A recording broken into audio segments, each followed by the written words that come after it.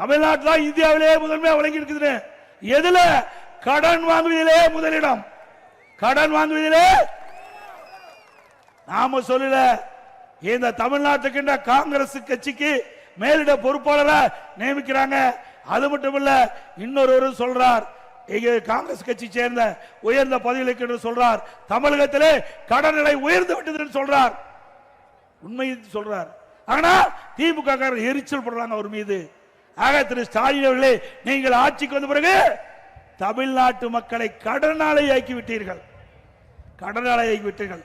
சுமார் 73 வருஷம் தமிழ்நாட்டில் பல ஆட்சியாளர் ஆட்சி செஞ்சிருக்கிறாங்க.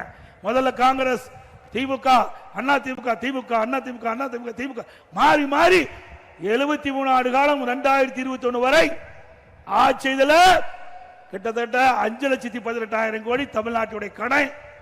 இன்றைய தினம் 5 ஆண்டுல திமுக ஆட்சி நிறைவேற்ற பொழுது 5.5 லட்சம் கோடி கடன் ஆக போகுது. 5 ஆண்டுல 5 லட்சம் கோடி. எல்லாம் கடன்காரன் ஆகிட்டாங்க. ஏதோ நீங்க வர்றீங்க, நான் பேசுறேன், வேடிக்கை பார்க்காதீங்க. கடனை நீங்க தான் கட்ட வேணும். தமிழ்நாட்டு மக்கள் தான் கடனை கட்ட வேணும். எப்படி கடனை கட்ட வேணும்? வரி போட்டு கடனை கட்டுவோம். வரி போடுவாங்க. அந்த வரி நம்ம தலைமையில் தான் வந்து விழுவோம். நம்ம தலையில் தான் வந்து விழுவோம்.